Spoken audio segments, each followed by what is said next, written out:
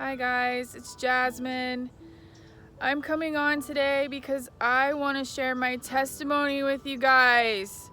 Something I have not been able to talk about because going through a healing process from traumas I've been through. But God is delivering me and it's so beautiful, and it's time I break through and tell people what He's done for me. Tell people He can deliver you. He can set you free from any bondage, any darkness, any loneliness, anything that you could think of that you think there's no way out. Jesus can set you free, and I'm a living testimony. So it is a journey and it's a roller coaster, but join me on this experience. It's coming from my heart. I put together a video of my life. So I love you guys. Be blessed. The testimony of Jasmine. Drugs, death, depression, and demons. Delivered by Jesus. Galatians 2:20. I have been crucified with Christ. It is no longer I who live, but Christ who lives in me. And the life I now live in the flesh, I live by faith in the Son of God, who loved me and gave himself for me. I want to give glory and honor to my Father in heaven, the Most High, for sparing my life and saving me from self-destruction. Without Jesus, I can do nothing. This is my story. As a child, I had a close family. My parents seemed normal, and my little brother and I were brought up with both of our parents. We had a lot of close family time, gatherings, and a lot of love and support for each other. My family pretty much all believe in God in some form or fashion. The patriarch of our family, my grandfather, was and is a devout man of God. From very young, we were taught about God and were told stories of the Bible. My grandfather in his life wrote many books on different biblical concepts. He has a doctorate in theology. He is a living example of Jesus and what a righteous and just man looks like. I always wanted to be just like him. My mom was a good-hearted woman. She was extremely spiritual, but in love with the world. She held close to materialism and idolized things that shouldn't be important. She had a difficult and painful life, so she tried to bury herself in drugs and alcohol. My father was the sweetest, funniest guy. He took being a father very seriously. He always put us first. He did have a secret life we weren't aware of, though. He did drugs a lot to keep working, but we didn't know about that until we were older. My brother and I were both honor roll students. We were in extracurricular activities. We both played sports and tried to excel in everything that we were a part of.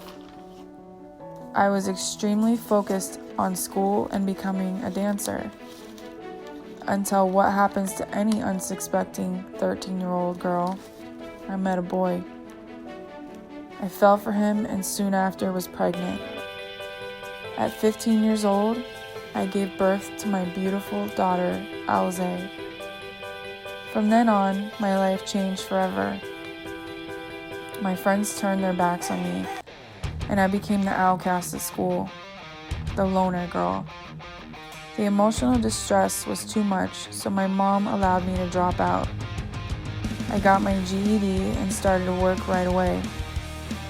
My mom was the only support I had. She was always there for me. But we had an unhealthy relationship at times. She struggled with severe addiction to prescription drugs and alcohol. I suffered a lot of trauma from what I had to witness and experience. in regards to her being incapacitated, unable to speak, emotional outbursts, and trips into her past. She relied on me to be her best friend. My father became a workaholic. He worked a day job in construction and an overnight job in cab driving. He couldn't handle what was happening, so he coped with street drugs. This also kept him awake so he could work.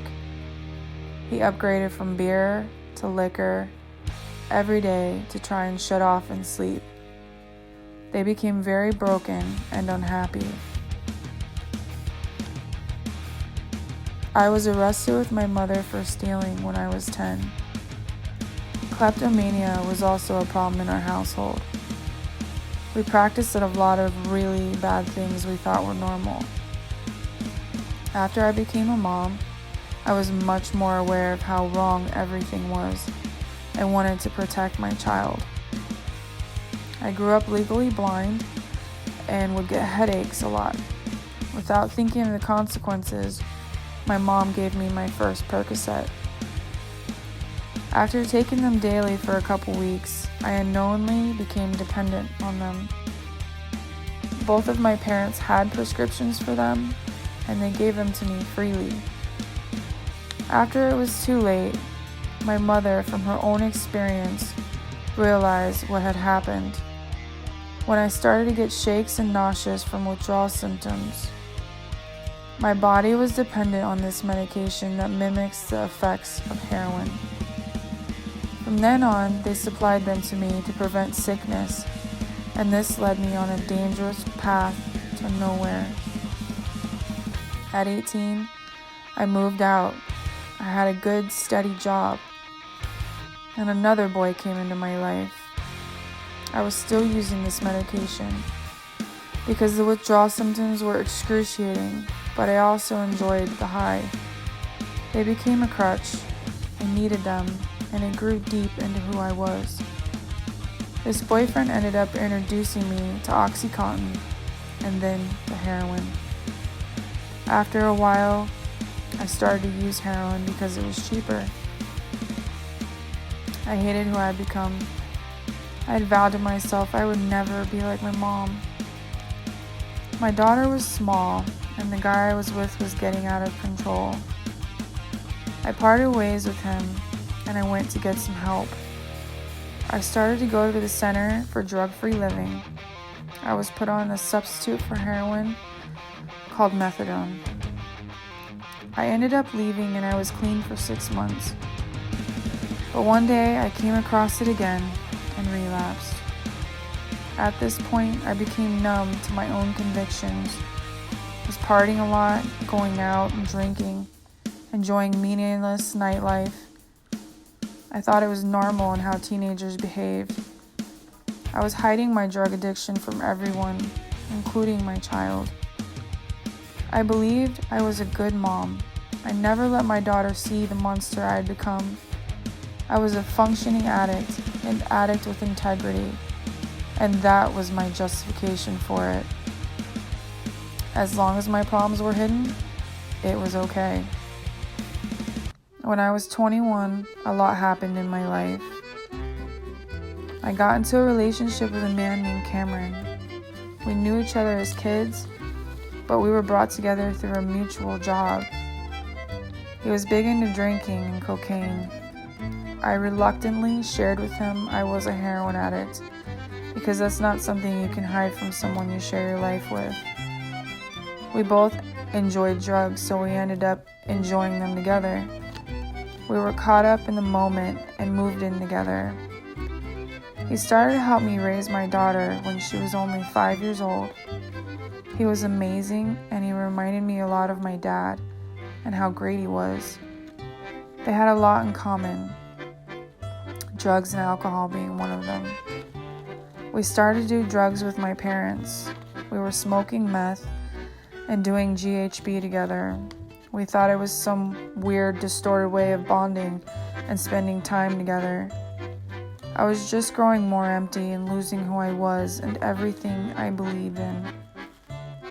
That same year, Cameron and I lost both of our jobs.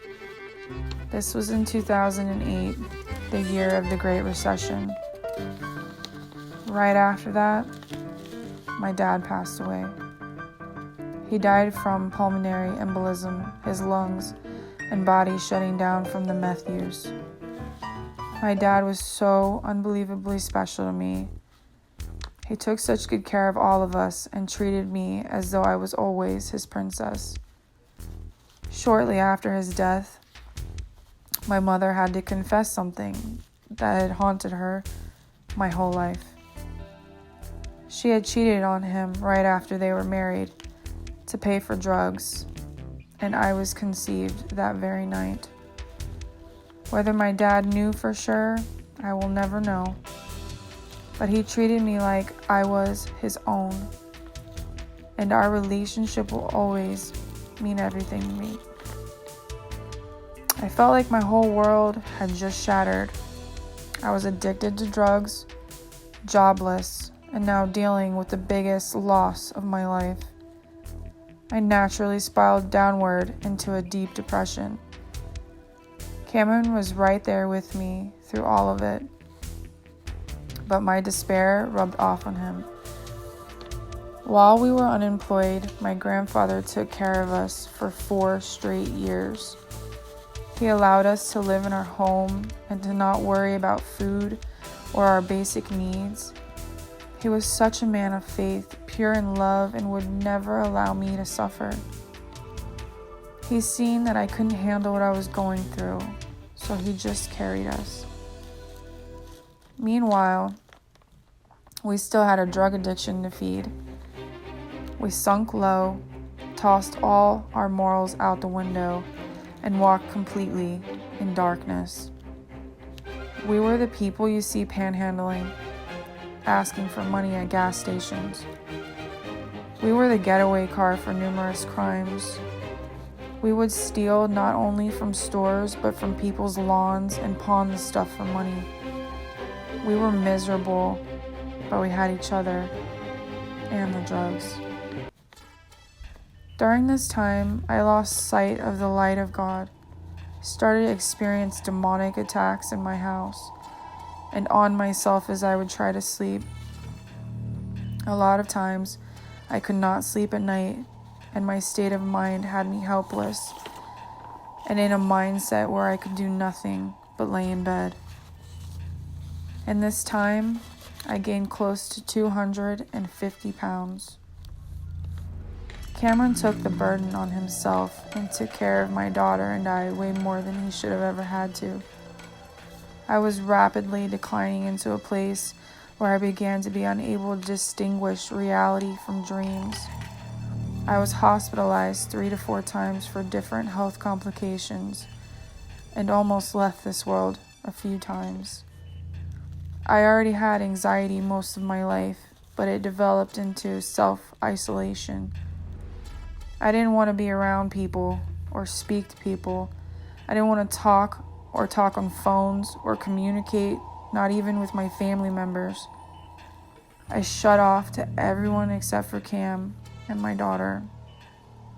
I was paralyzed and trapped in a maze in my mind that I never thought I would escape.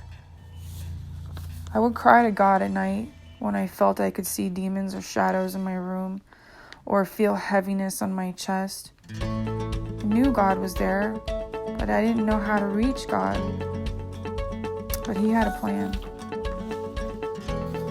Cam and I were still out pawning everything we could to find some sense of relief in substances. Eventually, we both got caught and ended up in jail and put on probation. Cam was arrested a few times. The last and final charge had him serving time for 6 months. In this time, we both decided to say goodbye to heroin. I continued in a drug clinic while he detoxed in jail. Cam met God in jail. When he came home, he was completely changed, a different creature. He was on fire for the Lord and all he had learned. He brought home so many books and he was so inspiring. He knew he had found the truth and was never going to turn back. He reminded me of my love for Jesus, the love that I buried to walk in sin. We started to regularly attend my childhood church, and we were baptized in 2012. Things started to look up for our family, finally. That same year, my mom passed away from long-term abuse, from drugs damaging her heart. After she passed, I knew there was no way I could return to the pits of despair. So I continued to search for God. Slowly, I was being healed from the inside out. I never wanted to go back to drugs, but I was still dependent on methadone and still really broken. After such a long isolation, I could barely speak to people without a panic attack. I was in no shape for a job, or so I thought. By God's grace and mercy, Cameron made a friend in our church who mentored him. He got Cameron hooked up with a great job at a Christian restaurant called Four Rivers. During this time, I was spending every day watching sermons on TV and devoting time to the Lord. 2 years had passed, but I was still insecure and without confidence in myself. I had no desire to go back into the world. I did try and apply for jobs, but I had 2 theft charges that hindered employers' decisions. Eventually, the burdens were too much, and Cameron had to part ways with me. At that time, my grandfather couldn't afford to pay my rent, so if I didn't find a job, I would lose my apartment fast. My daughter was starting to go through a lot now at the age of 10.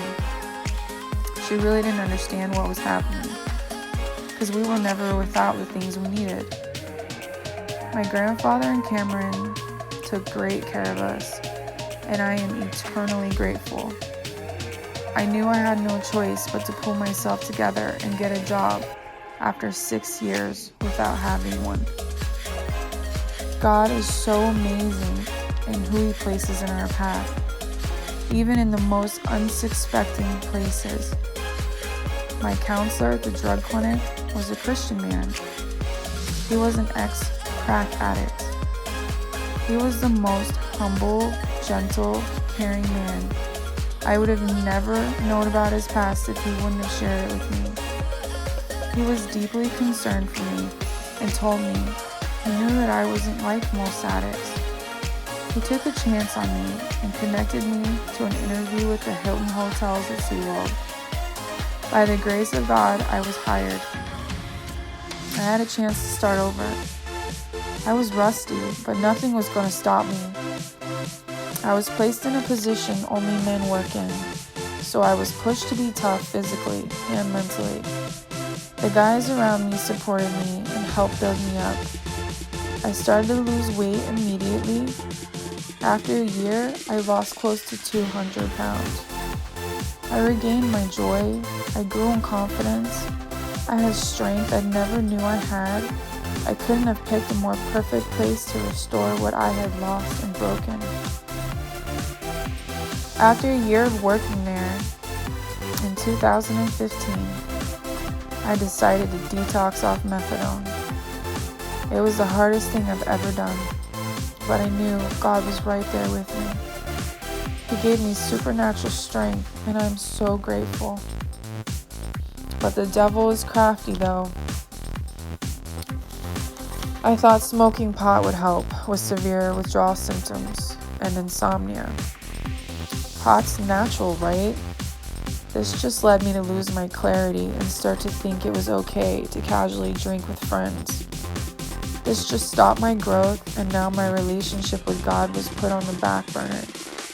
I got distracted and almost forgot what I had just came out of. The victory God just won for me was being overtaken by my justifications. And in 2017, I started to hear the Lord's voice more and feel strong convictions in my heart. I decided once and for all I was going to do things right.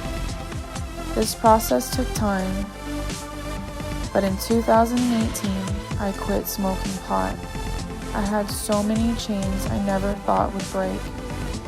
But Jesus truly did a work in me. He changed my heart and renewed my spirit. He connected me with the right people to walk beside me in the darkness. He gave me support through others who showed love for me. And I just watched the shackles fall off my feet.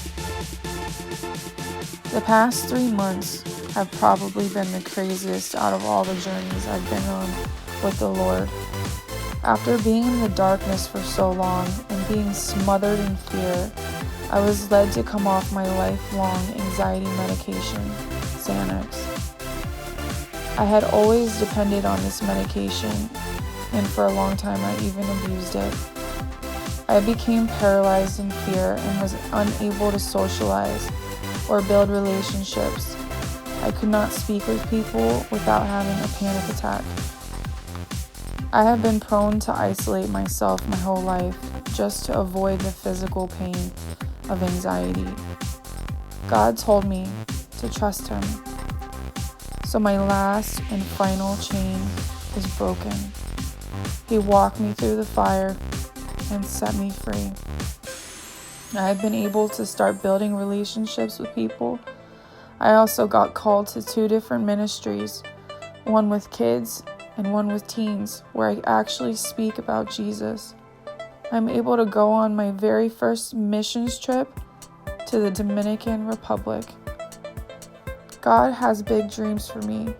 Dreams, if you would have told me 5 years ago that I would be doing, I would have never believed you. Sometimes it takes losing a job and being at the bottom of the pit to ever want to climb out, to be smothered in darkness, to want to reach for the light just so you can breathe. He took me to the right places to make sure I took the path He laid out for me, not the one I veered off to. He spoke life through people who loved Him so they could speak into me. He never, ever left me. I left Him. I've known Him since I was small, but got so caught up in myself, I lost my way. But He never gave up on me. When I look back, I can see every step I took in rebellion. He had a plan to get me back on course. I only needed to be still and let Him be God. When I surrendered and gave up control, He spoke to my heart. I can now say that I am truly free. No chains, no shackles, no pain. I have peace. I can sleep. I have a deep relationship with Him. We talk every day, and He is my best friend. This past year has been the best year of my life. Cameron and I got engaged and are preparing to be married. I fell in love with his church that completely changed my life. I have made new friends, brothers and sisters in Christ. I'm watching the lives of my family members change. I'm seeing miracles and healings in Jesus' name. I see purpose for my life. I can see clearer than I ever have. I see the truth now. God was so patient with me. I ran from Him, but He waited, and He called me back home. No darkness or demonic stronghold is too much for our God. God works all things for the good of those who love Him. He took everything I went through and shaped me by it. I have never been more clear-minded, focused, strong, and driven than I am now. I can be a good example for my family, and most importantly, for my daughter.